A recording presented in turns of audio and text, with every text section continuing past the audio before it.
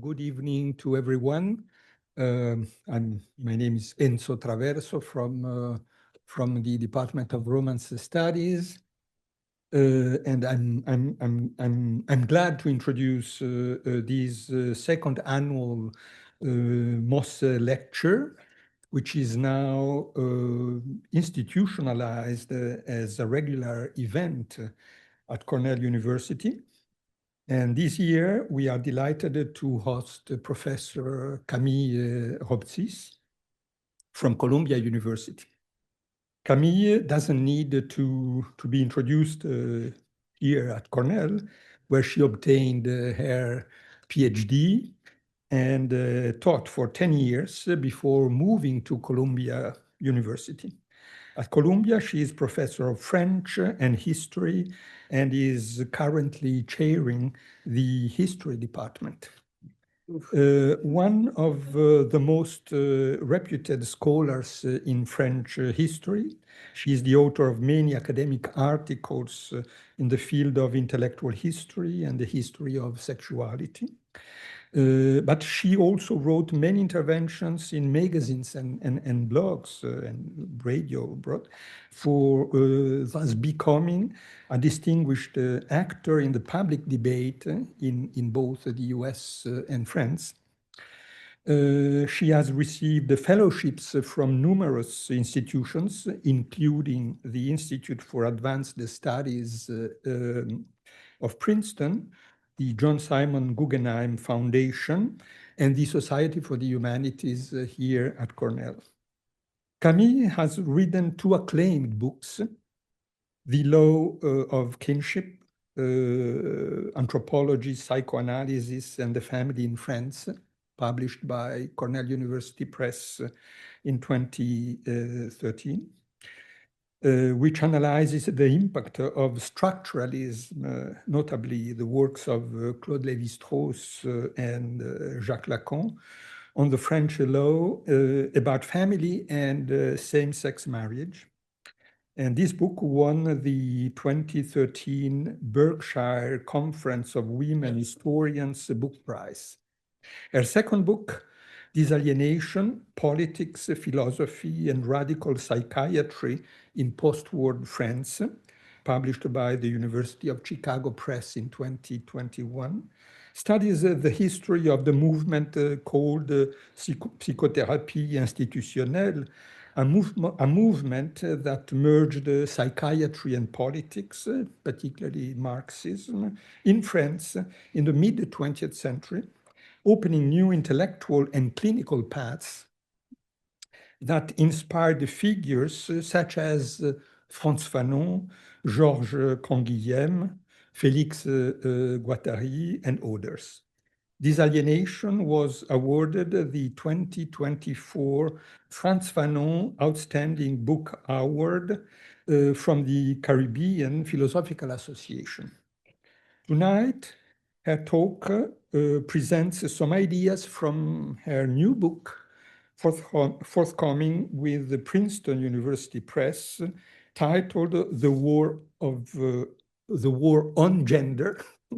The War on Gender, the History of a Dangerous Idea.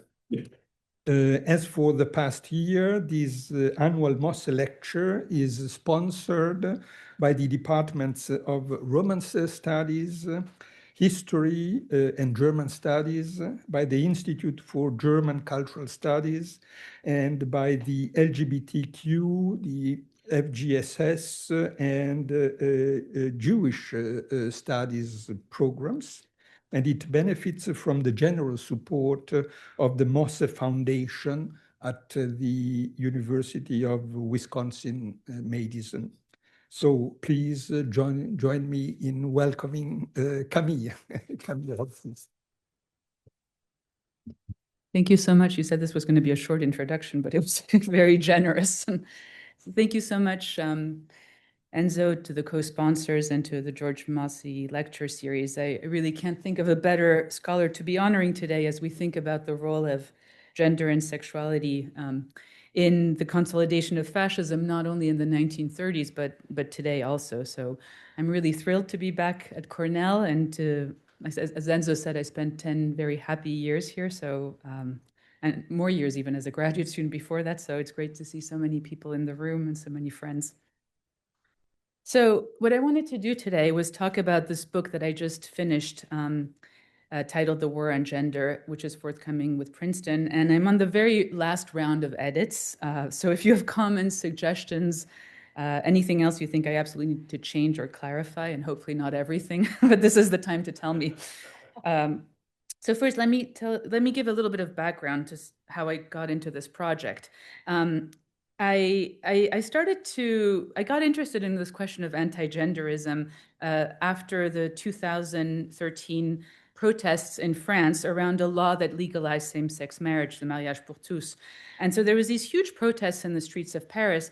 And the protests per se were not that surprising because, as Enzo mentioned, my first book already talked about the opposition to same-sex unions in France. So I had a sense that this law was going to be controversial. But what was strange to me was the rhetoric that was being invoked during these protests by the opposition camp. So this was one banner during the protests, marriage for all, equal theory of gender for all. This was another one. So this was on the poster, so you might have seen it, No to the Theory of Gender. This was the kinds of a book that was published around the time of the debates, and you see how the kids, it goes from the theory of gender to same-sex marriage, multi-parenting, reproductive technologies, surrogacy, and the child is being crushed under dominoes. And then in the other poster, it starts with basically, affiliation, gender ideology, and then things like police repression, fiscal persecution, democracy confiscated. So somehow gender was at the root of all of these social phenomena. And at some point, people stopped talking about gay marriage and just talked about gender. So these were some of the posters, again, that were circulating: Don't touch our gender stereotypes, or this one, Theory of Gender at School Stop. This post, by the way, I mean, there's a lot to say about all these images, but the one that the snail is, you may not have realized the meaning of it is because the snail is a hermaphrodite, so representing the theory of gender. So anyway, all this was going on, and what was surprising is that the bill never actually mentioned the word gender at all. And yet there was this prevailing idea that gender theory had inspired these activists and politicians who had advocated for the legal reform, and that children were especially vulnerable to gender indoctrination. In the years that followed, I started to see anti-gender protests all over the world. So I'll just show you some examples. In Italy, where Meloni, but even before Meloni, there were several right-wing parties were already calling for the dismantling of gender and the restoration of biological truth. And you see again here the focus on children. In Eastern Europe, there was a lot of this. This is in the case of Poland: hands off our children. We are people, not an ideology. In Hungary, where Viktor Orban closed all gender studies program with the following justification, that he said the government standpoint is that people are born either male or female, and we do not consider it acceptable for us to talk about socially constructed genders rather than biological sexes. And then in Russia, where Vladimir Putin has called gender ideology a threat to national security, and the so-called civilizational battle against gender ideology was in fact one of the main arguments that was put forth to justify the invasion of Ukraine. We can also mention some examples from Latin America. So in Chile, this is around the abortion debates in 2017, in Colombia, in Mexico, Peru, and perhaps most famously in Brazil, where anti-gender activists burned an effigy of Judith Butler, who was invited to give a talk at the University of Sao Paulo. And again, like, we can come back to these images, but notice here how the effigy is dressed in a witch hat with a bra, and there's the Brazilian flag, a UN flag sprinkled with blood. And anyway, remember these images for the rest of them later on in the talk. And then, of course, we have our own version of anti-genderism in the US with Trump's executive order that he passed on his first day back in office in January 2025. An executive order which, in Trump's words, was meant to put an end to gender ideology, which he claimed a group of ideologues were trying to impose on American legal and political foundations. Instead, the executive order claimed to restore the truth. Quote, "There are two sexes only, male and female, and these are immutable."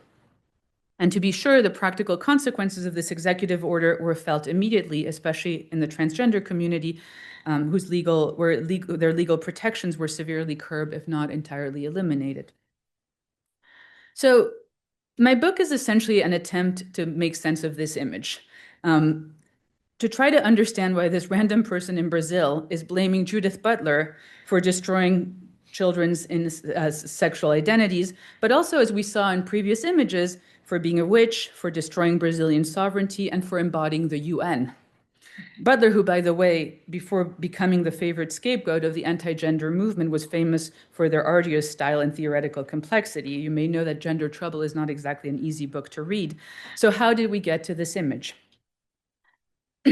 Put in more scholarly terms, my goal in this book is to write an intellectual history of what I am calling anti-genderism. And I want to be precise here. By anti-genderism, I do not refer to the opposition to women's rights or sexual equality in general. You can imagine that would be a very long book. My definition of anti-genderism here is more specific. What I'm defining as anti-genderism is the idea that a gender theory or a gender ideology that was forged in academia and that was premised on the distinction between gender and sex has become the driving force behind law, social policy, culture, and politics more generally. Because when you think about it, this idea of gender ideology is a rather new phenomenon. So this is, for example, the kinds of protests that you might remember for the people who are a little older in this room, from 2-3 decades ago. We can recall also the U.S. Supreme Court's 1986 decision in Bowers versus Hardwick, in which the majority opinion cited the ancient roots of prohibitions against homosexual sex and the millennia of moral teaching on which sodomy laws were premised. Nobody at the time would have described the court's decision as an effort to combat gender ideology. So how did this mysterious expression of gender ideology come to circulate so widely and so seamlessly in conservative political circles today? As the examples with which I began suggest, the particular targets of anti-genderism have varied across time and place, from abortion to gay marriage to trans rights today. Some of the adversaries of gender ideology locate its birth in the cultural permissiveness of the 1960s, others in Marxism, in neoliberalism, in post-structuralism. Some blame the humanities and the social sciences. Others focus on women's studies departments and feminist theory. Outside the United States, gender is often perceived as a foreign import. That's why you have the Brazilian flag right in the Judith Butler protest. But you can see here that gender is often left in English. So in France, for example, it's le gender, and in Italian it's il gender. And you can't really see in the book down there. Or even in Polish, I guess, stop gender. So gender is often perceived as a foreign import, as an aggressive form of imperialism that violates national sovereignty. According to its detractors, gender ideology has been propagated by American academics, by Western nonprofit agencies such as the Ford Foundation or the Open Society, by international institutions such as the UN or the European Union, but also by local woke elites who choose to defy common sense. Anti-genderism also frequently intersects with populism, but not always. Indeed, populists and anti-gender critics often share a vision of society as an organic, unified, homogeneous people whose coherence is threatened by foreigners, enemies, oligarchies, and elites. Anti-gender populists often resort to racist and/or anti-Semitic tropes when they lament the good old days of heterosexual white supremacy. In the US, for example, anti-gender discourse has often coalesced with attacks on critical race theory, with gender and race positioned as the two main pillars of woke ideology. Many of these activists and political figures who have adopted the language of anti-genderism are associated with right-wing or religious movements, so Catholic, evangelical, Mormons, Russian Orthodox, but not exclusively. The anti-gender movement in France, for example, was solidly affiliated with the values of French republicanism, including universalism and secularism. In Spain and Italy, anti-genderism was driven primarily by the Catholic Church. In Brazil and Colombia, evangelical groups have led the crusade. So this diversity at the heart of anti-gender movements has led to some excellent scholarship, and these are some examples of the books that have come out on this phenomenon. And My book, so in some ways, I'm taking a lot of I'm basing this book on a lot of the kind of empirical studies that these different scholars have conducted in different countries, but I'm taking also a slightly different approach in this project, and at least in three ways it's different. First, I really am considering these debates from a historical perspective, so from the long term. How did we get to this stage? What were the factors that made possible these strange appeals to gender ideology? Second, I want to move beyond these individual cases. So, of course, appeals to gender ideology in Russia are not the same as in France or Hungary, and each example needs to be studied within its particular historical, political, and cultural context. But there was also a transnational circulation of ideas and of actors that's going on, and that's what I want to bring to light, to try to understand how these ideas are moving from place to place. Third, and perhaps most importantly, I want to focus on the role of ideas. And there's a tendency, especially in the more social scientific approaches to the question, to dismiss ideas and to treat gender as almost epiphenomenal. So some have argued that gender functions as a, quote, empty signifier that captures a wide range of social anxieties, whether it be neoliberalism, globalization, national sovereignty, geopolitics, the growing erosion of the welfare state, the climate crisis, and much more. Others have called gender ideology a symbolic glue that basically ties all these political dissatisfaction together. This is especially true by sociologists and kind of political scientists. And of course, these issues are connected, but what I'm trying to argue is that they're not connected by a simple cause and effect relation. To reduce anti-genderism to a form of false consciousness, so basically saying, they say they're protesting gender, but in fact they're really protesting some truer, more authentic social or material interest, presumes that gender cannot be a real objective concern. But what if it is? What about gender as a concept has ignited this global movement?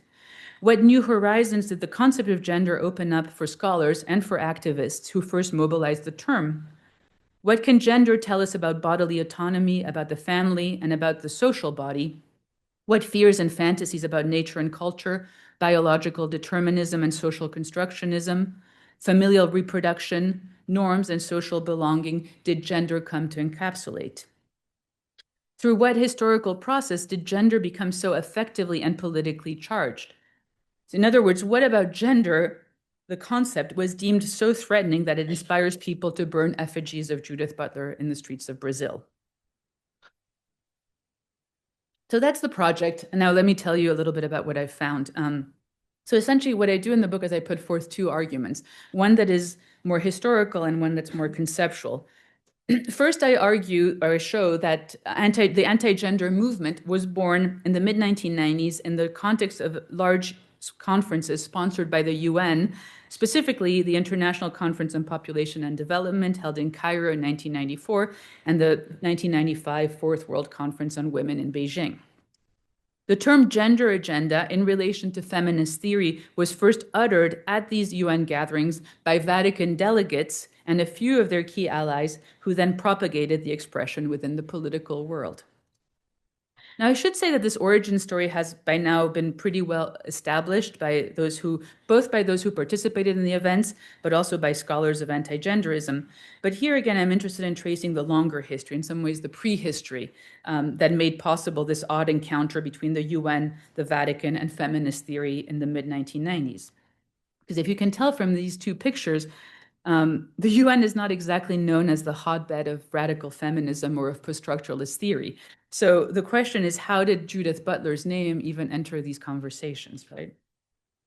So this leads me to my second and more conceptual point.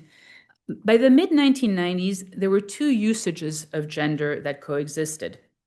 The first treated gender as an almost innocuous term, either as a synonym for sex or as another way to say women. This is still, in some ways, when you think about it, the most common understanding of the word gender, right, as a box that you check at the DMV or at the doctor's office. We talk about the gender breakdown of populations, gender differences in mortality rates, gender discrimination, and even gender reveal parties, that great American tradition, when in fact the word sex should be the more adequate term for all of these. Anyway, this is the way, this understanding of gender is how most lawyers, public policy experts, public health professionals, diplomats, and government delegates attached to the UN used and still use the word gender. We can think here also, I had a slide, but I took it away, of Ruth Bader Ginsburg saying that she started to use the word gender because every time she said sex, the Supreme Court judges would kind of have, freak out. And so then she, but she was using them interchangeably. So that's in some ways how most law until recently was thinking about it.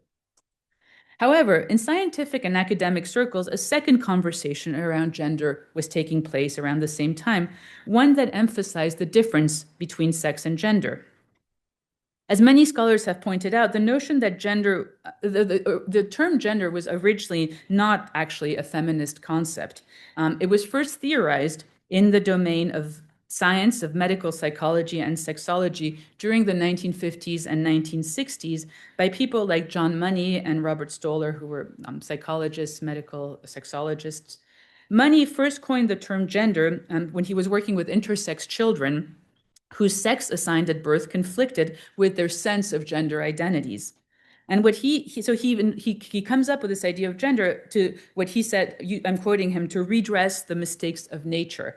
And he thought that kind of with this concept of gender, but also with surgery and hormone replacement theory, his patients would be able to kind of inhabit more solidly masculine or feminine bodies that would allow them to be better integrated into society and eventually lead satisfactory heterosexual lives. So the point of gender for Money and Stoller was really to kind of solidify the binary, right? However, this notion of gender drew the attention of feminists, homosexuals, and transsexuals who felt empowered by this conceptual distinction between sex and gender, not just for their understanding of the self, but for rethinking social structures more broadly.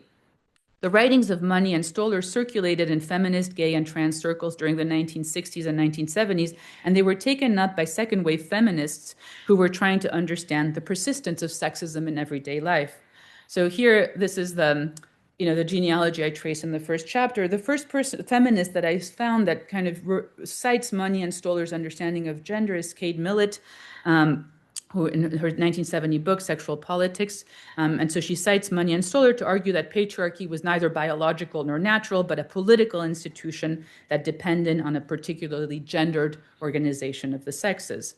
The Money and Stoller are also cited then by Anne Oakley, the anthropologist. And so there's a kind of interesting genealogy within feminist theory, but the concept is kind of fundamentally reworked by the anthropologist Gail Rubin in her 1975 essay, The Traffic in Women. So again, I go into this kind of deep intellectual history of Gail Rubin's discovery, in some ways how she came up with the term, and it also had to do with, it was apparently circulating in Ann Arbor kind of feminist and queer milieus. And so she said that she read Money, even though she doesn't cite him directly, very much influenced by structuralism and their recently translated works of Claude Lévi-Strauss and Jacques Lacan. Rubin put forth the idea of a sex-gender system responsible not only for women's oppression, but also for what she calls compulsory heterosexuality. From that perspective, a feminist revolution required not the abolition of sex, as in sexual acts, but of kinship and of gender, the structures that prescribed a set of sexualities and sex roles and forbade others. So gender, in Rubin's text, became the vector for the elimination of heterosexuality as a political system. So in some ways, while Money and Stoller saw gender as a stabilizing category for the sexual binary, feminist thinkers such as Rubin were attracted for its potentially destabilizing effects on sexual norms. And so in the 2 decades that followed, other feminist thinkers returned to this idea that sex, gender, and sexuality were the 3 of them inherently slippery categories, and that feminism should move beyond the binary of male and female. So it's not like there was like sex was stable and gender was variable. Everything was variable. And sexuality, when you question gender, you also question heterosexuality. And so the people the 2 people that I kind of took up this idea perhaps more famously were Judith Butler in 1990, Gender Trouble, and then Fausto-Sterling, 1985, The Myths of Gender, which were the 2 main sources that anti-gender activists cited in Cairo and the Cairo and Beijing conferences. So I'll return to that in a second. So that's what's going on in academic circles. But in the field of internationalism, in the kind of UN world, the word gender also started to circulate more actively in these kind of international law conversations. And there was two main vectors of diffusion. The first were the UN Women Conferences. So these were conferences that basically began in 1975, and they were organized every 5 years. And you can trace, if you look at these conferences proceedings, how the word gender starts to all of a sudden creep in the proceedings of the conference. So in the 70s, the conversations revolved much more about the status of women, the advancement of women, or the elimination of discrimination against women. By the 1990s, this language was replaced by gender discrimination, gender-based violence, or gender equality, all under the umbrella of the term gender mainstreaming, right? So gender mainstreaming becomes a kind of mission of the UN, and basically it means analyzing all of the social policies from the perspective of gender. And so there's many reasons why these feminists at the UN gravitated towards the term gender. And it's not because they were reading Judith Butler for the most part, but it's because the notion of gender allowed them to de-essentialize the idea of women. And this seemed like a very kind of pressing mission, especially after decolonization and the encounter with third world feminism that was very, very important in these conferences. So somehow gender seemed to kind of de-essentialize the concept of women. But gender was not only central to women-specific conferences, it also permeated the UN more generally. So these were the kinds of 90s conferences that I looked at, and it took me a while to figure this out. As you can see, it was like the conference on population and environment, on human rights, and the one on Cairo. So they weren't conferences that had to do with women specifically, and yet the word gender appears in a lot of these conversations. What happened there is that various feminist NGOs, this is also the explosion of kind of the early 90s is the moment when all these NGOs kind of explode around the UN, and including feminist NGOs. And so they coordinate and organize to attend these conferences kind of, en masse. And instead of waiting until the last minute to try to influence political decisions, they lobby months ahead, especially during what's known as PrepCom. So basically each conference has a series of preparatory meetings where the delegates get together and try to draft the language so that by the time you get to the conference, most of the language is drafted already and you don't have to argue about the particular terms. So these feminist NGOs would write certain passages, and this was also helpful for sympathetic government delegates who could then use that language to advocate for specific policies instead of having to write everything themselves. So, and why does this matter? Well, because the language of the UN documents essentially then becomes quoted and repeated in future UN assemblies. So it becomes a kind of legal precedent, if you like. So whatever words are picked actually matter. It also has a direct impact on how foundations allocated funds and how governments administered foreign aid and prioritized domestic issues, right? So all of this kind of has real tangible consequences. And here, a lot of the feminist activists who push for the term gender essentially argued that gender needed to kind of be at the forefront of all UN issues: population, development, the environment, human rights, violence, peace and conflict, right? That women issues shouldn't be limited to just questions that have to do with women, but in fact, they should permeate everything. So that everything needed to be examined from the perspective of gender. This is Charlotte Bunch, one of the famous UN activists who was very important in some of these 90s conferences. And Charlotte Bunch said women had to move from, quote, from the margins to the center by questioning the most fundamental concepts of our social order. And Bunch was also kind of important for popularizing this idea of women's rights or human rights, which is also, I'll return to it in a second, a big deal.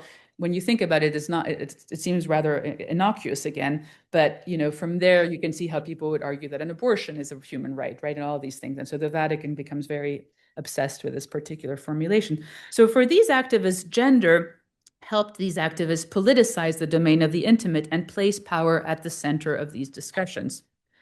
So essentially what I want to show is that you have these two genealogies of gender. They're both coming out of feminism, but very different kinds of feminism. One anchored in the humanities and social sciences, and the other one in public policy and international law. And the two fields were not really speaking to each other until the Vatican brought them together. So how did this happen? Let's go back to our slide here. So the feminist NGOs that I was mentioning go to Rio, to Vienna, and to Cairo, and they decide that Cairo would be the right conference to push for a series of reproductive rights, essentially the right to have better contraception, safe abortion. But they also include some broader demands. For example, women's rights to express their sexuality with pleasure and without fear. This is a quote. Without pleasure or without fear of abuse or discrimination. So kind of an early anti-discrimination idea. Also, women's right to choose their families, and notice families in plural, right? So the Vatican freaks out about that too. And the context sphere of the 1990s is important. There's a couple of things that are going on. The first thing is that there's a sort of power vacuum after the Cold War, and that really affects these conferences. And all of a sudden, there's this kind of possibility of remaking the world. So internationalism becomes a really kind of crucial site for feminist world making, to use the term that Adam Gedeshu has put forth in another context. But it kind of becomes this forum to have a direct impact on what's happening globally. The second thing that's happening around this time is, of course, the global push for LGBT rights in the 1990s and the aftermath of the AIDS crisis. And you start to see several countries repealing anti-sodomy laws and offering some form of limited recognition for same-sex couples. So it's not gay marriage yet, but gay rights are definitely in the air, so to speak, right? You have Denmark in 89, Sweden and the Netherlands, Hawaii in 94. So it's definitely kind of like topics that people are concerned about. So the Vatican delegation attends the UN conferences as a permanent observer. And this new conceptual apparatus, so gender, sexual and reproductive rights, women's rights or human rights, families in plural, comes to the attention of the Holy See delegation, and in particular of the Pope himself, Pope John Paul II. So in the book, I really go into this is why it's not a trade book, it's an academic, it's like a trade book where we're not interested in John Paul II's German phenomenology interest and stuff. But I do go into his interest in German phenomenology and French personalism and in Spanish mystical poetry, and essentially kind of show that all of these intellectual movements were really important for his theory of what he calls sexual complementarity. And so there's kind of the intellectual formation, and then there's the political formation, his coming of age in Cold War Poland, his anti-Nazism, but also his vehement anti-communism, his participation in Vatican II, and his decisive role in the final draft of the 1968 Humanae Vitae, the encyclical which famously banned contraception for Catholics. So throughout these years, Wojtyla crafted his theory of what he called sexual complementarity, according to which men and women, while being fundamentally distinct because of women's reproductive capacity, belong together in what he called a unity of the two. In his worldview, the family served as the cornerstone for social cohesion and for solidarity because it trained people in selfless care, love, and difference. So from his perspective, John Paul II argued that the kinds of sexual and reproductive rights that the feminist NGOs were demanding, what he called their gender agenda, undermined the centrality of motherhood, of sexual complementarity, and of the natural family. But essentially what he argued is that this threatened all social ties. Right? And so it's like if you get rid of the family, you get rid of everything else. Now, John Paul II was certainly not the first church leader to valorize marriage and children, but with the ostensible triumph of liberalism in the early 1990s and the acceleration of globalization, traditional communities and solidarities seemed increasingly weakened, and the defense of the heterosexual family appeared more pressing than ever. So in the months that followed the ICPD conference, the Pope waged an all-out diplomatic war against the conference, which he called a disturbing surprise. And so, in the book, I kind of go through, it's almost like watching a tennis match. The UN does something, the Pope answers back. For example, in March 1994, so the conference opens in September, so these are the months leading up to the conference.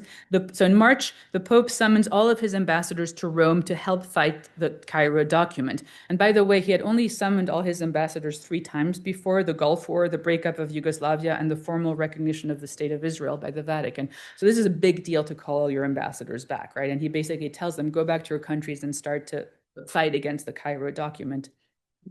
A few weeks later, he decides to beatify 2 women who are examples of Christian perfection, one who had died from uterine cancer because she refused to have an abortion, and the other who died because of domestic abuse, but she kept her marriage vows intact. A week later, the Pope meets with Nafis Sadiq, the Secretary General of the conference, and tells her she is destroying the family. And this is apparently apparently the Pope refused to take a picture at the end with Nafis, the kind of congratulatory picture at the end of the meeting because he was so angry. He writes letters to Boutros Boutros-Ghali, to Bill Clinton, and refers to the Cairo conference in mass constantly throughout the summer of 1994. This is also the summer that the Vatican forged key alliances with conservative evangelical groups, and that's how the Americans get involved after this conference. A lot of the American evangelicals who kind of hang out at the UN, who hadn't really paid attention to the UN before, call this a wake-up call for the global Christian right. So the Cairo conference opens in September of 1994, and as this is going on, there's another UN conference that's being planned, and that's Beijing, because they're kind of overlapping. And that's where the gender wars really explode. So like in Cairo, there is this thing called the Platform for Action, which is essentially the list of policies that are being taken at these conferences. And so the word gender appears in several sections. The Vatican worries about this and asks that all passages containing the term gender be bracketed. And this, again, took me a while to understand, but you see, this is what the text looks like. And so every time you have gender, it gets bracketed. That means that the language is still not accepted, that they'll have to rediscuss it at the meeting. So by the end of the summer, 60% of the document is bracketed. This is really rare, right? Most of the UN text is usually decided way ahead of time before the conference begins. So people are kind of already realizing that there's going to be a fight in Beijing. One of the persons that to first point to the semantic ambiguity of the term gender, it happens during one of the PrepComs in Latin America, and it's this woman from the Honduras delegation. So I'll read her quote to show you the kind of language she's using. So she writes, "These debates showed me and many other delegates how deeply feminist ideology had permeated UN institution. Nearly the whole document which will be taken to Beijing is couched in its language and relies on its assumption. With apparently innocuous terms such as gender, but also sexual rights, reproductive rights, maternal health, or safe sex, advocates were trying to impose a utopian vision of a new and sexless world in which lesbianism and homosexuality are on equal footing with marriage. Gender was without doubt the magic word, the pivot point of the Beijing conference. With others, I asked the UN officials at the preparatory conference in New York what the word gender really meant. In their views, I learned gender did not have a definition and did not need one. However, even raising the question was considered so brazenly offensive and so insulting that it was described as an act of sabotage against women and obviously against the conference itself." So then what happens is really quite funny. Casco brings a syllabus to the preparatory conference to try to explain that, in fact, gender means homosexuality. And so I found the syllabus. This is where archival research is really cool, because they all mention this. And it's a syllabus from a course called Reimagining Gender, which probably happened at Hunter College, that basically, as you can tell, has, maybe you can't read, but includes the course packet. Remember course packets before courseworks? Included texts by Adrian Rich, Kate Bornstein, and Fausto-Sterling. And so they're all obsessed with the syllabus, and they call this a kind of mandatory class, a required course at a New York college. Casco then comes to the podium and starts reading excerpts from Judith Butler's Gender Trouble, the section arguing that gender is a cultural construction and thus a free-floating artifice. And so that's the passage that, again, that kind of goes viral, that gets circulated in all the right wing. And you can trace, again, how these ideas circulate. So nobody can define gender. Everyone is very anxious about this. And so the UN decides, at some point they say, just remove the word gender, and the feminists say, no, let's keep the word gender. So the UN decides to form a committee to clarify what the word gender actually means. And they come up with this statement. So just read the part in red. Having considered the issue thoroughly, the contact group noted that, one, the word gender has been commonly used and understood in its ordinary, generally accepted usage in numerous other UN fora and conferences. And two, there are no indications that any new meaning or connotation of the term different from accepted prior usage is intended in the Platform for Action. So essentially they're saying, like, gender means what you think it means. But as I've tried to explain, it's absolutely unclear if gender means sex, women, or the social construction of masculinity and femininity that seeks to challenge all social norms, right? And so, nobody's kind of happy with this definition. And And so in the summer of 1995, right before the opening of the Beijing conferences, these references, the two references, the Butler references and then the Fausto-Sterling reference, really go viral. And they go viral. There's no internet yet, but they go viral by fax, by mailings and in magazines. And again, you can kind of trace the citations and also the miscitations, because, for example, the Fausto-Sterling article is about the 5 sexes, but what all the right-wing press talks about is the 5 genders. So it becomes the 5 genders. Which is not what. So I'll give you 2 examples, and I'm coming to the end of this. The first one is from the National Review, so a pretty widely circulating magazine. And it says, so the scene, the recent preparatory conference for the UN's upcoming 4th World Conference on Women to be held in Beijing, they issue the definition of gender in the platform for action. The players on the one side, the UN Secretariat, the US, Canada, and the European Union, all fighting tooth and nail to redefine the term to encompass 5 genders: male, female, homosexual, bisexual, and trans. This is not what Fausto-Sterling says, by the way. The rationale, gender is socially constructed and not related to sex or biology. On the other side, shocked delegates of the southern nations. Their rationale, God made Adam and Eve, and people really are men and women. The battle's current status, a standoff with a planned month-long conference on gender to settle the fight. The State Department's marching orders, fight for the change, 5 genders are better than 2. Predictions, a win for the North, in part because of the cash-strapped third world delegations will be unable to stay for the duration of the May confab, et cetera, et cetera. Of course, and this is also has to do with American politics at this time, right? The kind of anti-Clintonism and all this stuff. Oh, the last line is, has Warren Christopher been watching too much Geraldo? If you remember Geraldo. So that's the first example. And you start to see again kind of how these ideas circulate. The second is from a Canadian magazine, but it says, and you see here the references to Butler, traditionally gender has meant the difference between male and female and essentially a synonym for sex or in the 2 sexes. But there are suspicions that gender means much more in the Beijing document, that the word expressed a role, a social construction, a choice, not necessarily based in the difference between the male sex and the female sex. It was pointed out to the delegates that there is such a thing as gender feminism, often homosexual, which promotes the idea that gender is something fluid, changing, and not related naturally to being a man and a woman. A book on the subject, Gender Trouble, which is used in major U.S. universities, as you know, we wish, as a text, makes clear that gender is not absolutely tied to sex. According to such a feminist homosexual ideology, there are at least 5 genders. And then a course given in New York University is called Reimagining Gender. Among possible consequences of introducing the term in Beijing document without a precise definition is that one could justify changes in national legislation concerning, for example, marriage between persons of the same sex. So you start to see here, first of all, the kinds of names that are circulating and the texts that are circulating, but also the kind of subtext, right, that gender becomes completely associated with homosexuality at a certain point. And so, as I said, the references to the 5 genders even actually reached the U.S. Senate that summer. The Republican senators start to interview all of these people about the meaning of gender, including people who participated in the prep commune. They also interview Madeleine Albright, who is the U.S. ambassador to the UN at that time. And there's a very interesting, funny passage where Madeleine Albright says that her office is besieged with calls about the 5 genders. And so the U.S. Department has to send a memo to its delegation basically saying, please make sure you insist on the fact that there's only 2 genders, not 5, right? So it does kind of get into politics. Anyway, finally, the conference opens in September of 1995.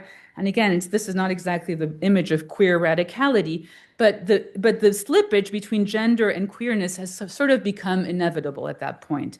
And so some of the feminists who attend Beijing decide that this would be a good time, a good conference to also push for lesbian rights. And so they put they start to, again, you see the human rights, right? So lesbian rights are human rights, and they start to, they say like they want to put sexuality on the agenda.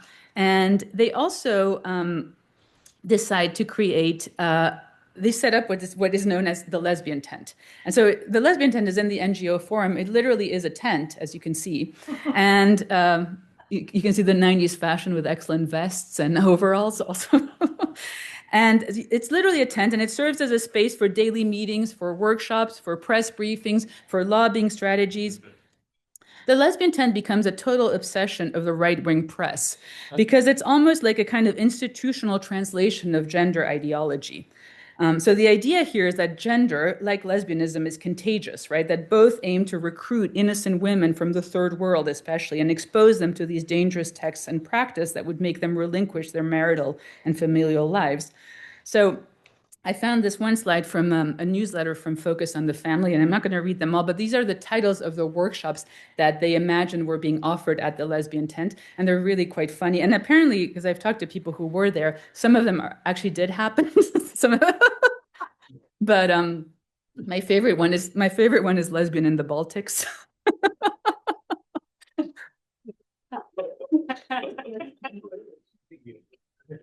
In frolic. Yeah, they're in frolics. So you can see essentially, like, my basic point here is that gender ideology becomes a kind of synonym for LGBT rights, right? And this is literally quoted from Focus, James Dobson, who will return to him at the end, who was involved in the Heritage Foundation recently. So all of this is kind of circulating. The Vatican picks up on all this and tries to come up with a response. And the key person here to respond to this is a professor of Harvard Law called Marianne Glendon, who headed the Vatican delegation in Beijing, and who was also the author of this book, Rights Talk, in which Glendon deplored the excessive individualism of American modern legal culture, the same individualism and perversion of human rights discourse that she saw at work in Beijing. It's interesting, she's constantly, in some ways, criticizing the appeal to human rights and saying, in fact, we need to go back to the UDHR. And the UDHR, which is, again, as many historians have shown, very much marked by Catholicism and places family at the heart of the social body. Anyway, Glendon plays a central role in promoting concepts from the social Catholic tradition. So, for example, they say, instead of advocating for women's rights, we should advocate for women's dignity. Instead of individual, let's talk about the person. Instead of equality, let's talk about equity. So all of this is the vocabulary that, instead of gender, talk about sexual complementarity.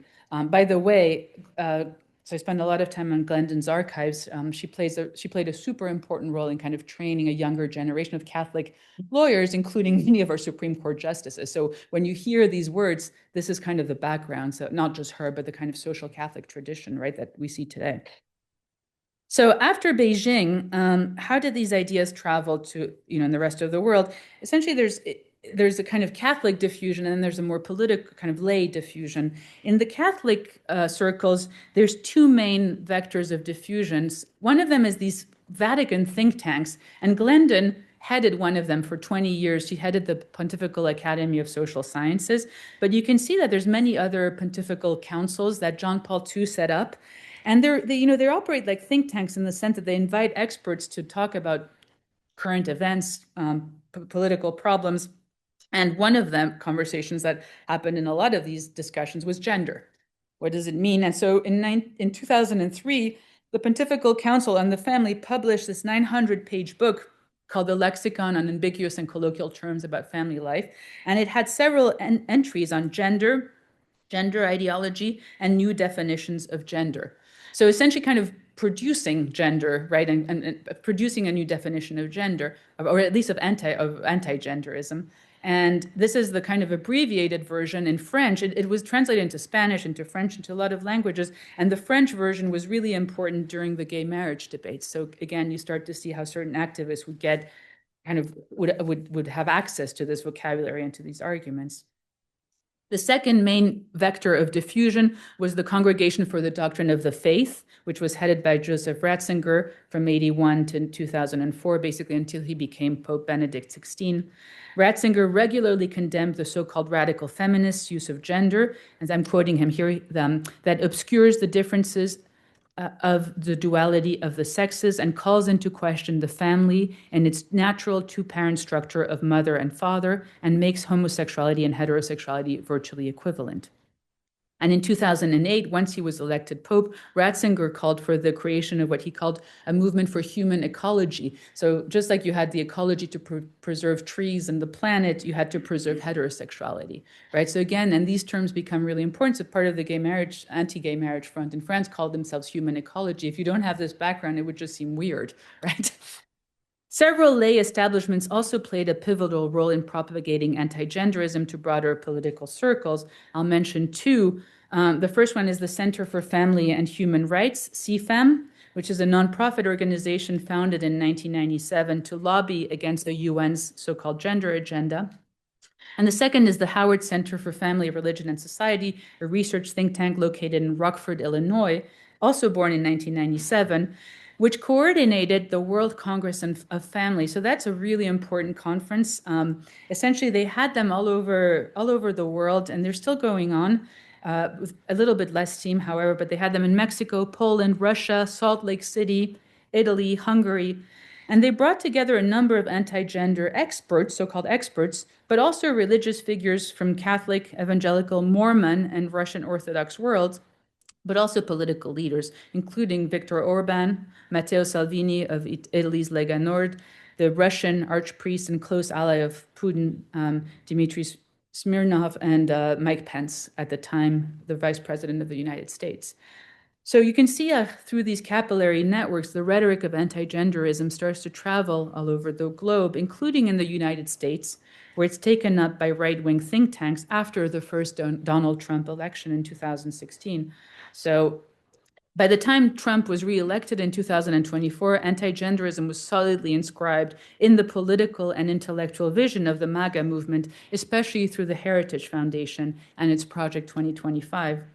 So if you look actually at the Project 2025 Advisory Board, it includes many of the organizations who had fought against gender ideology, both in Cairo and Beijing, including this group called Concerned Women for America, the Family Research Council, and the Alliance Defending Freedom, which was co-founded by James Dobson, the one who wrote the lesbian titles, right? The lesbian 10 titles. So the term woke gender ideology, gender radicalism, transgenderism, and transgender ideology featured extensively in this 900 plus pages of Project 2025. Well, its explicit goal was to transform the US government and to bolster presidential power. It also sought to inscribe anti-genderism at the very heart of American political life. So I'll end here. Thank you so much. And this is that's the book table of contents.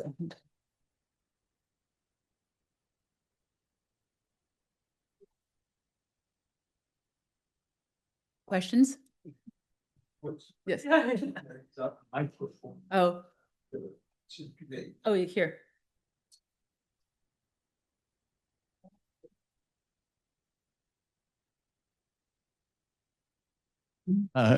Hi, thanks so much. My name is David Ost. So it's a really interesting presentation, and I'm focusing, my question refers to the point you raised at the beginning, where you say this is not epiphenomenal. What if this is really the thing, right? And so I want to develop that or ask you about that. So, okay, you show that, do a great job showing all the religious figures, the Pope, the Catholic hierarchs, being very concerned about this issue. What do you think, why? What is at stake for them? I mean, we know Catholics just the other day, right? The Pope speaking about war.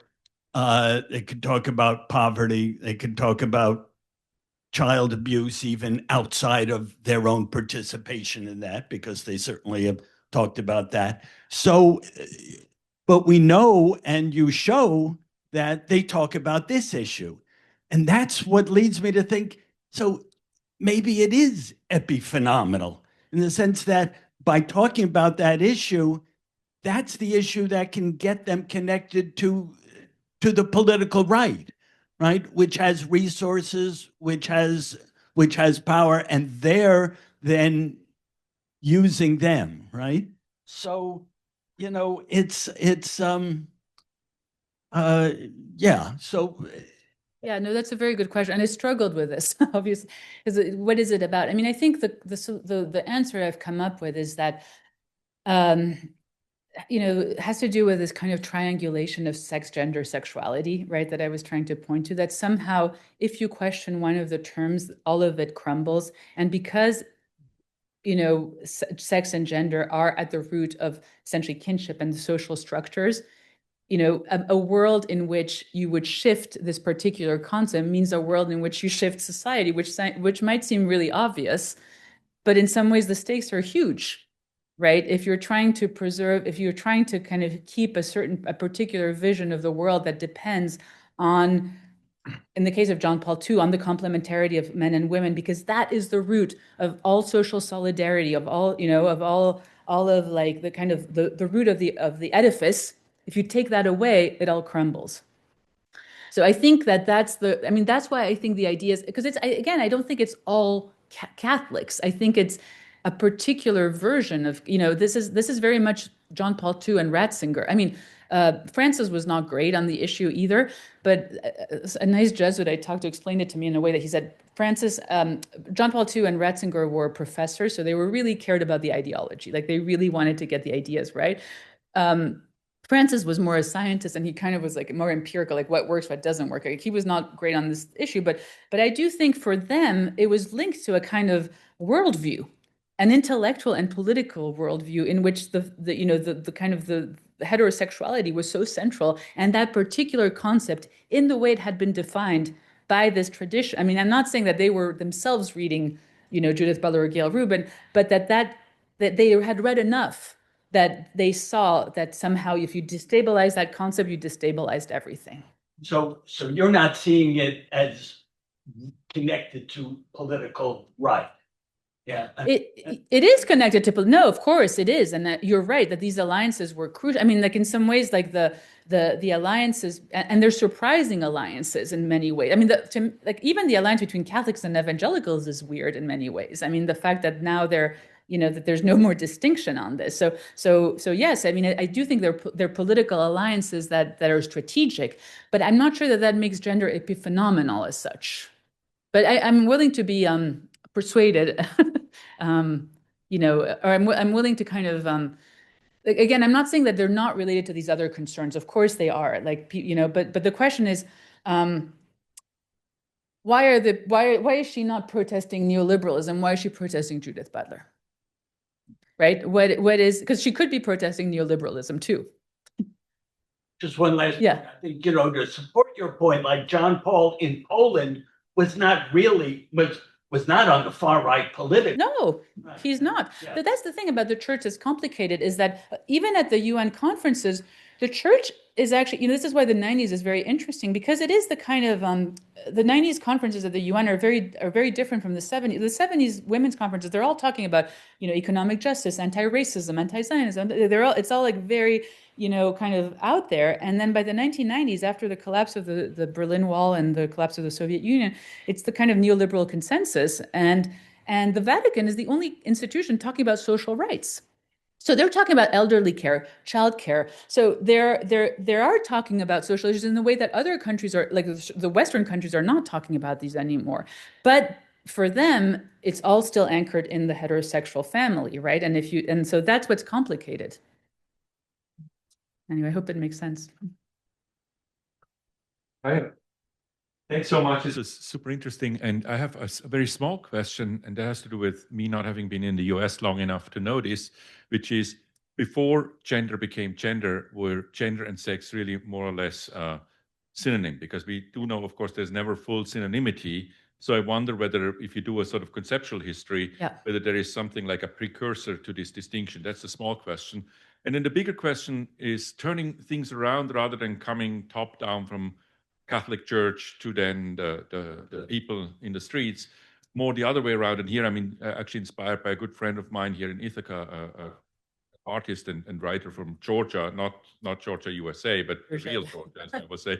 And he said Georgia was so excited about becoming Western and was so tired of Soviet dictatorship, and they were super excited, and for a while swung really heavily west. And what turned that backwards was exactly the gender question. When the whole family and gender question came in, the forces of reaction gained a lot of ground. And that is the basis for now my actual question, which is whether it would, you did a fabulous job in I think a very complicated landscape to pull out this one thread, which is gender, and follow it.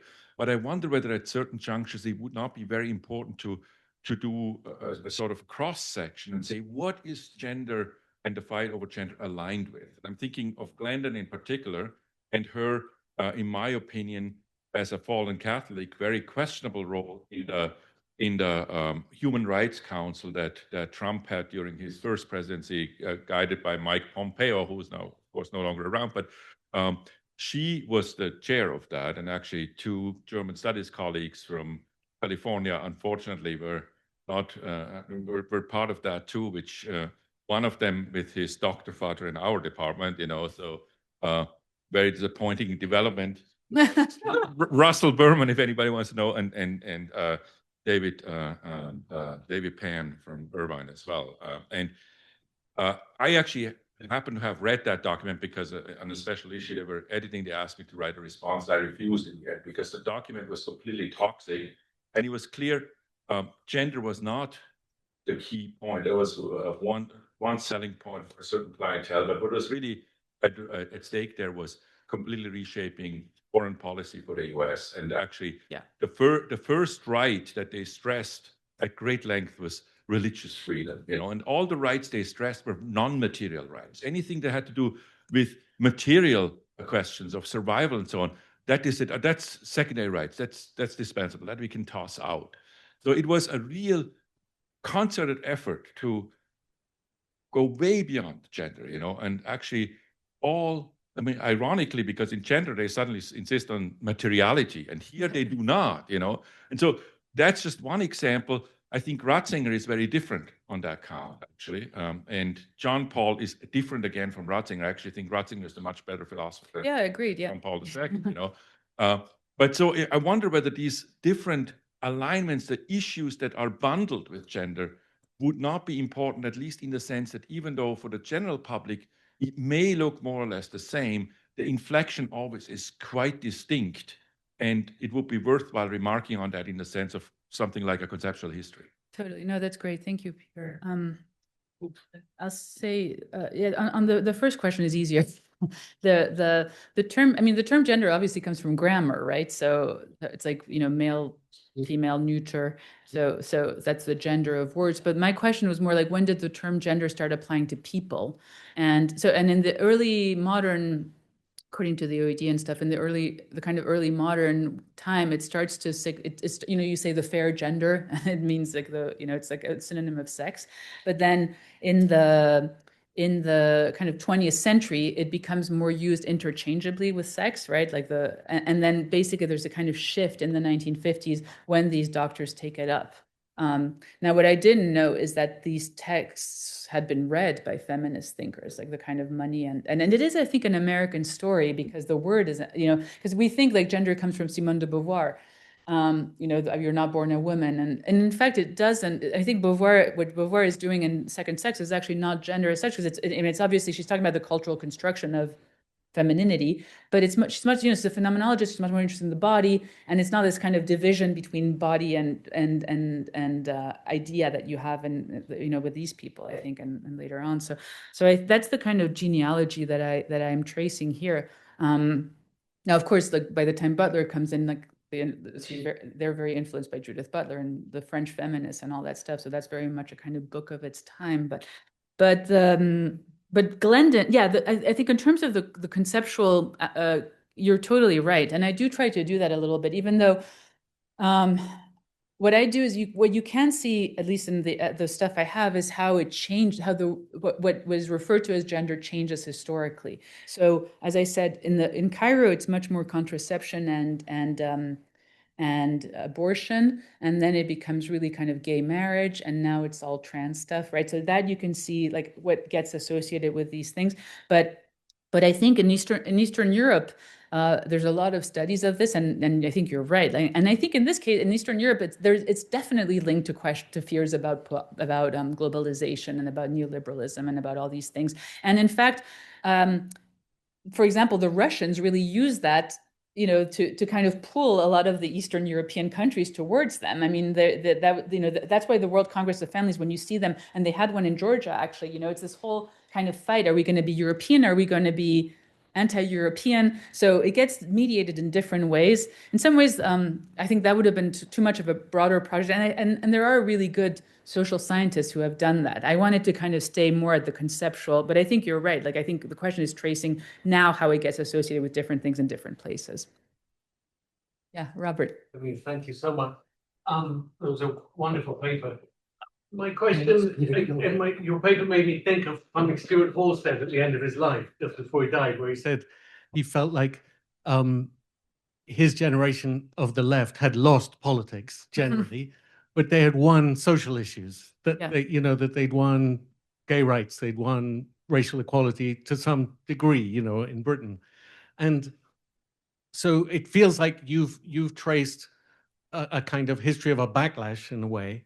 And I'm wondering, what does the backlash to the backlash look like? Yeah. Because, you know, you don't see protesters holding up positive pictures of Judith Butler very often. And it seems like, I mean, maybe some, but it seems like parties, at least politically, parties of the left, center left, are running away from gender. They're not, in other words, there's a real heavy attack on gender, but where are the defenses of who are the defenders of gender in the public square, and where are the you know the think tanks or whatever that are going to promote this? Oh, that's a great question. I don't have a very, I mean, I think where are the defenders of Judith Butler? It's like, go to any university, you know, it's like, see like the kinds of masses of undergraduates and kids who are reading that work and finding inspiration in that work and kind of living alternative lives. And I think, if anything, I think the message of all of these books, there's no, of course, there's no gender ideology, but what there is this possibility of living your life in different ways, right? In more flexible ways, and having a kind of, you know, a model in which certain sexualities that are deemed illegible or illicit would now be not deemed as such, you know. So I think the question of the answer is very interesting, and yeah, I think, I mean, I don't. It's kind of like the question of how do you combat fascism, right? But to me, it seems like one of the ways you combat fascism is not by complying; it's by being everything the fascists hate. So if the fascists hate this definition of gender, promote that definition of gender. Don't fold back on a kind of like running away from it, you know? And it seems, and again, I think that's the, you know, that's certainly like one axis is to say like, let's just give up that language, and we, you know, it got us nowhere. But, you know, complying and trying to fix the meaning of gender has also gotten us nowhere. So I don't know, again, this is why I'm not a policy person, but it seems to, but, you know, but they are actually interesting. I mean, I have, since I've been working on this book, I have actually I have now somehow gone into the orbit of UN conversations. And this is a conversation that they're having, and it's interesting, right? Like, did we make a mistake strategically by doing this or not? But I don't know. But it seems that it isn't a mistake in the sense of how the kids today, you know, are living their life, experiencing their lives. And I think in some ways, as you said, the social battle, like, you're not going to put that genie back in the bottle. It's done. You know, it seems to me. Yeah. Tracy. Yeah. I'm going to pass forward. Yeah. Yeah, thanks, Camille. This is really great. I wanted to come back to a moment where I think I just missed a part of the move and wanted to catch that. It was at the moment when you were talking about gender and internationalism and the UN conferences on women. Yeah. And you said, you know, originally the focus had been on the status of women, violence against women, and so on. And over time, that shifts to a focus on gender. So you said there was a desire to de-essentialize the concept of women. Yeah. But I kind of missed what were within those settings. Where was that coming from? Like, did that reflect in some way the influence of gender theory and so on? Because at the moment when you were, you know, women's rights are human rights and so on, you know, one way to think about that would be then the focus turns to the human, right? As opposed to women. That would be another way to de-essentialize, right? Yeah. Obviously, it didn't happen that way. So was that in fact impacted by gender theory in some way, or were there other rationales? In which case, I would be curious to know what those were. Yeah, that's great. When I started working on this project, I was convinced that there was kind of much more of a relation. Like, for example, Charlotte Bunch taught at Rutgers for many years, and I was like, oh, I'm sure she must have talked to Joan Scott and to like Bonnie Smith and all those people who were working on gender. And in fact, they didn't. Like, it's like the policy people don't necessarily talk to the humanities people, right? It's like, so that's not where they came from, but what's interesting is that, so that, it was in some ways different conversations, but there was still this idea, even if you take a kind of very minimalist understanding of gender, which is like the historical construction of norms around masculinity and femininity, even that in some ways de-essentializes, right, the concept of women. So I think even that kind of basic definition was already attractive to them. But what's interesting when I kind of got further into the research is that for the younger generations, they were actually reading some of the feminist theory. I mean, the others were reading feminist theory too, but more like Simone de Beauvoir and stuff. But like the younger people in Beijing, for example, a lot of them were graduates of Ivy League schools and kind of liberal arts colleges and stuff. And so they were they were really kind of taking the more, in some ways, radical understanding of gender to these conferences and really kind of playing with it and trying to push some of the older generations to adopt this. Like I talked to some people who were basically Bella Abzug's assistants, and they were all saying, you really need to read these books. And so in some ways, I started out with thinking that there's a much more of a great divide between activism and theory. And in fact, it was much more porous. And in fact, the theorists themselves, many of them were activists. I mean, like they all, like Gail Rubin and Oakley and all those people participated in the women's movements and stuff. So it's not like they were kind of, like they were much more intermixed in some ways. Yeah, Jason. Yeah, sure.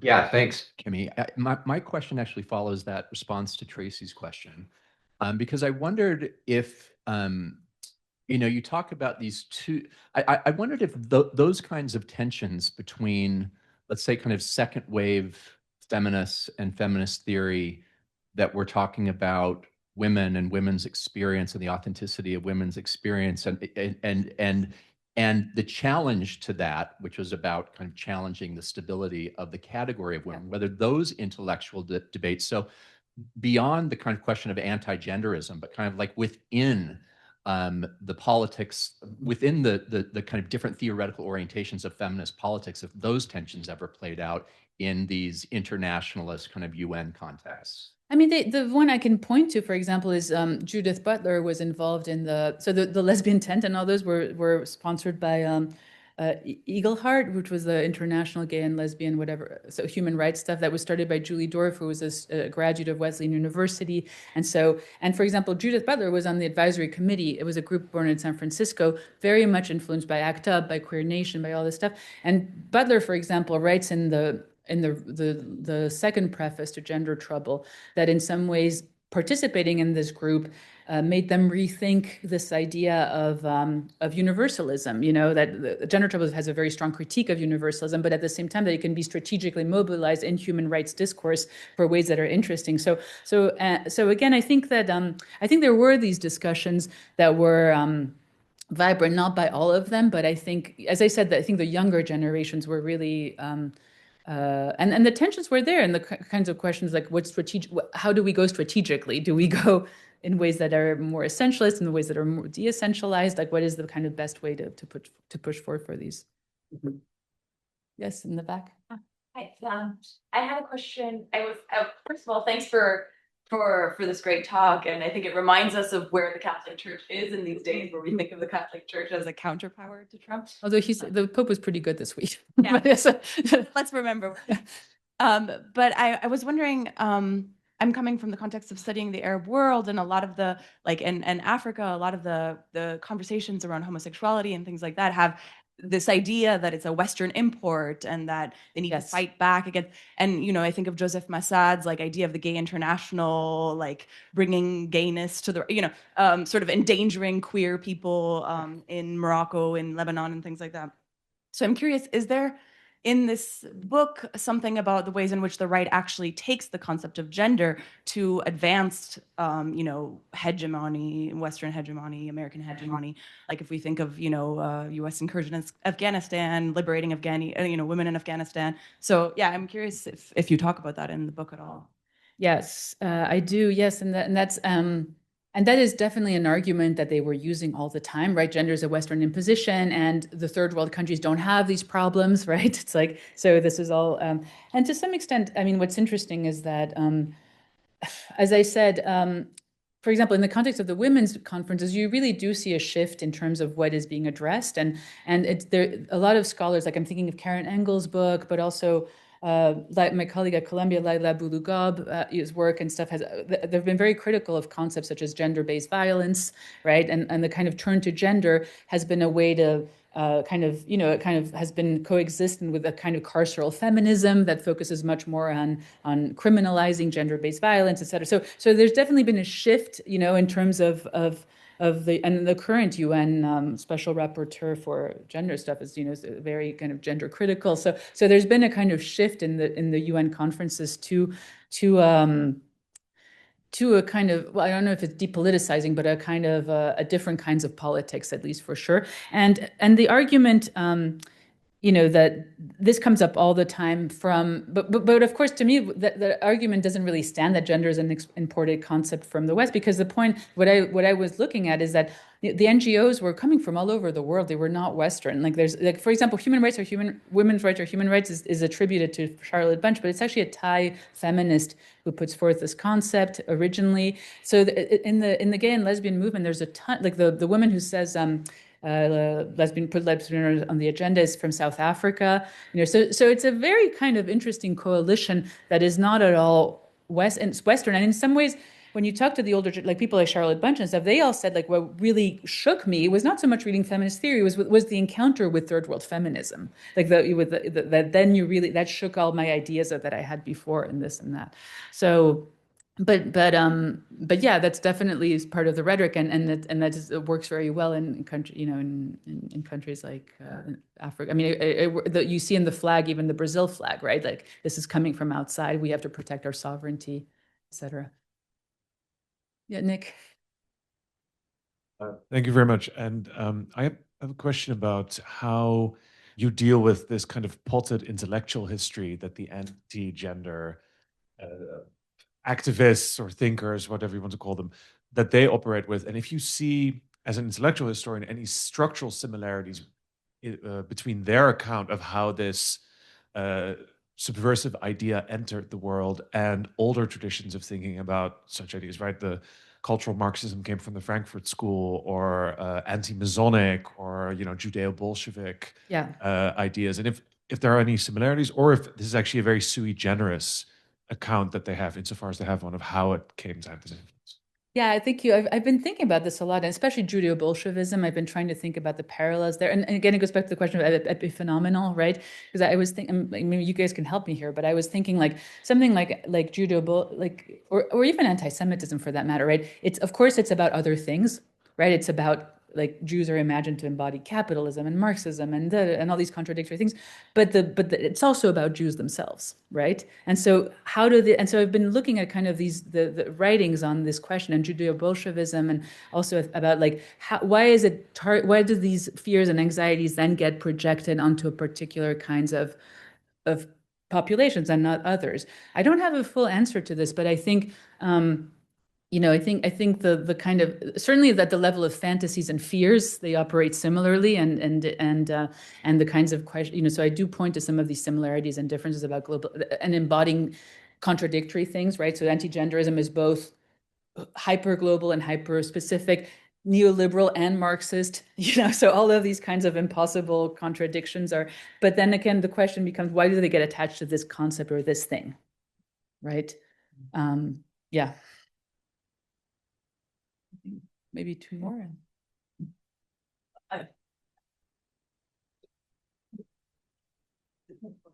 Hi, thank you for this talk. Just very, very upsetting, but thank you. And I think the upsetting part, isn't it? Maybe a naive question, and it goes a bit to the point of like the overdetermination of, or the fixation of this concept. It seems to be attacked in the service of supposed safety. And how does the Vatican argue against all the numbers about, domestic violence, sexual abuse in the church itself, as an institution?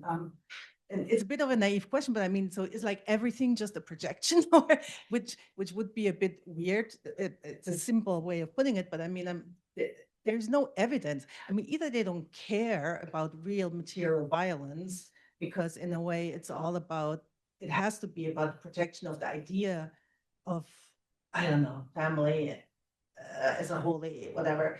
I don't know how would you answer that? I mean, how does that logic work? They're not stupid, but They're not stupid. obviously, but how does that work?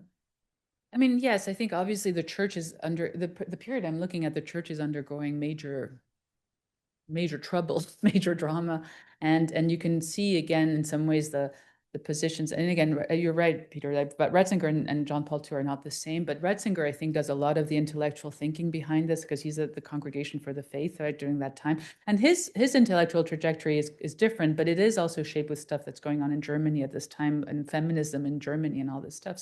So and also his anti-Nazi. So I mean, it's like they're both anti-communist in similar ways, but they're, you can trace how the scandals in the church make them more rigid, right? It's like, this is also the time when there's, the question of women becoming priests, and then all the kinds of stuff around the pedophilia and the sexual violence and all that stuff is all coming out. And it's almost like the more this comes out, the more they retrench.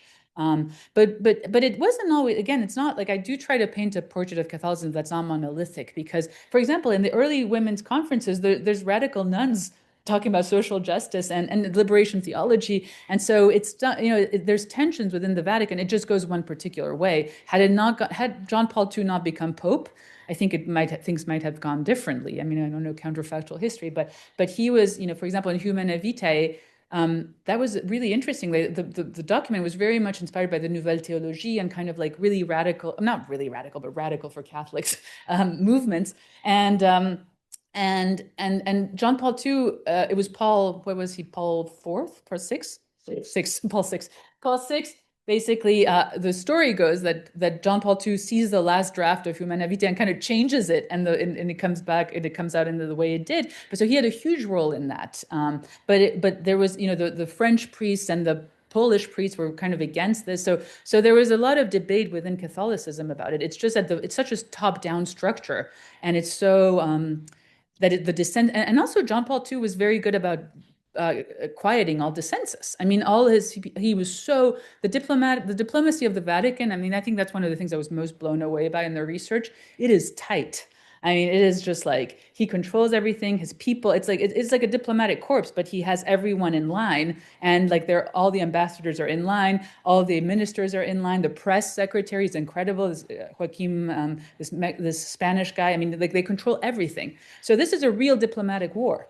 That's why you see the timeline. It's really fascinating, because I didn't have access to the Vatican archives, but I did have access to the other, like the kind of other people. So like Marianne Glendon and stuff. So I did see the letters and the memos and stuff. And it's like, it is shocking. I mean, it's like it's a war, and because the stakes are real. I mean, that's the thing, is it's not just, it is about words, but the stakes are real. Okay. Last question. Did you want to go? Yeah. Thank you. So I also have a question about knowledge production, but focused on the scholarship. So there seems to be an analogous gesture here to the populist rationale for the rise of Trump. So why has, in your research, this idea of the false consciousness been so popularized in the literature? Why has that circulated particularly, as opposed to the fact that this gender ideology is a threat to deconstructing the nuclear family, and the fact that this does destroy kinship? Like, why has that circulated particularly in scholarship, as opposed to other rationales? That's a very good, I mean, I think some of it is a discipline. I mean, I'm addressing this from the perspective of an intellectual historian, so I care about ideas, and I care about, in some ways I care more about that than about strategies in this. I mean, the kind of, so there's a kind of disciplinary question there. But I think the false consciousness problem is one, of a particular kind of leftist Marxist-y understanding of ideology, right? Still, that assumes that, this whole thing is like that Trumpism is a desperate cry of the working classes, and I just don't believe that. I think it misses a whole dimension of fascism that is actually gleeful and playful and pleasurable and excited about this, that and I think it's the same thing in the 30s too. Like, I think, it's like there is a kind of course there's an economic crisis, of course there's this, of course there's anxiety about neoliberalism, but there's people who actually are enjoying this. And I think if you miss that aspect of it, you really miss a lot about what's going on. And in fact, the statistics all show that it's not just the poor working classes who vote for Trump. It's also a lot of people who are excited about this project of reforming, of reclaiming or reforming the U.S. And again, I think there's more and more works that try to deal with that, and I think, to me, that's where we should be looking. And of course, the question, the political challenge for the left is then to figure out how do you reclaim that pleasure or that joy? How do you propose something that's not just negative, right? Because I do think that's one of the challenges of politics. Thank you.